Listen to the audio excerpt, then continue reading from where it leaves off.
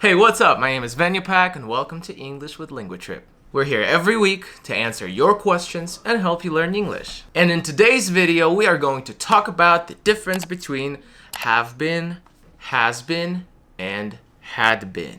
I know it tends to get a little confusing for you guys, but we're gonna try and figure it out together. Everything's in English. All you need to know. Alright, how did you learn to speak English?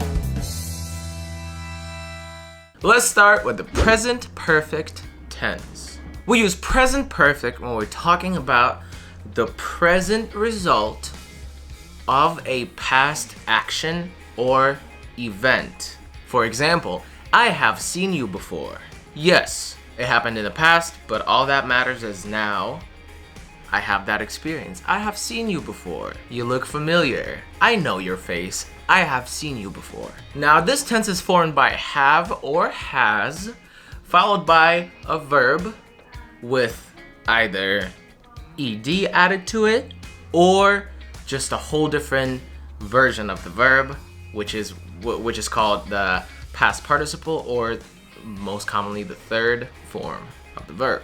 Now you add ed to it if it's a regular verb, but you have to memorize all the forms if you're dealing with irregular verbs. And yes, you do have to memorize them, but it's not that hard. We actually created a PDF file for you that has a test where you can check your grammar.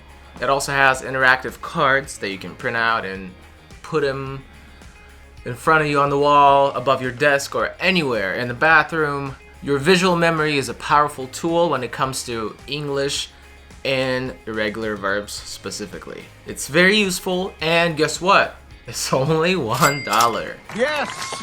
The link will be down below if you're interested.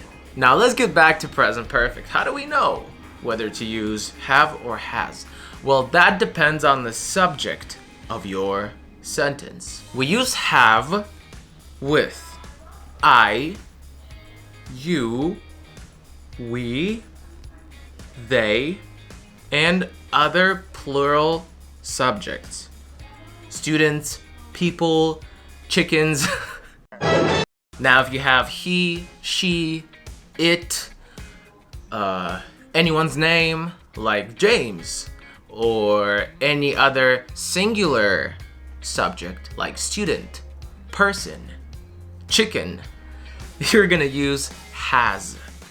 And that's the only difference. Now let's build some sentences together. Look at the prompt right here. So let's think about it. The subject is they, which means we have to use have. Okay, good, we got that. Now the verb is to write. It's an irregular verb. We need to use the third form, which is written. They have written 3 letters already. Okay, now look at the second prompt. Okay, so we're using she. That means we need to use has. She has. Now the verb is to be. It's also an irregular verb. The third form is been. She has been to Italy. Okay, and the last prompt, we're using he. So what does that mean? It means we need to use has. Now the verb watch is actually a regular verb, so we just add ed at the end. He has watched that show 3 times this week. He must be a fan. I hope that was clear. Now let's move on to past perfect. And past perfect is very similar to present perfect with 2 main differences.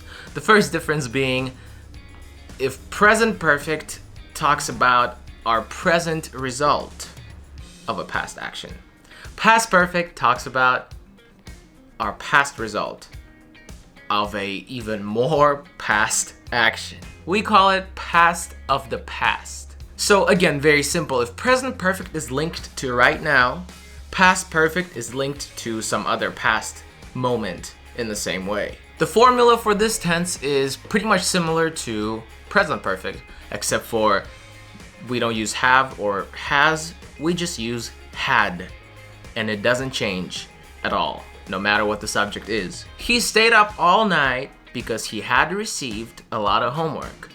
Now pay attention to the layers in this sentence. He stayed up all night because he had received a lot of homework. So first, he received homework, and then he stayed up all night. There's a sequence, there's an order to these things, right? And this is what I call past of the past.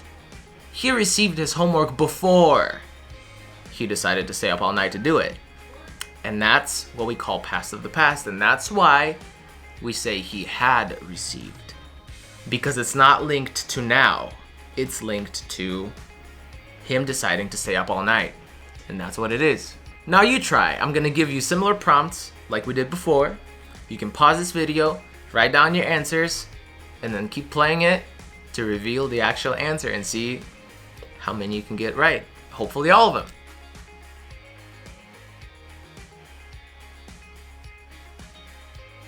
To meet is an irregular verb, and the third form would be met.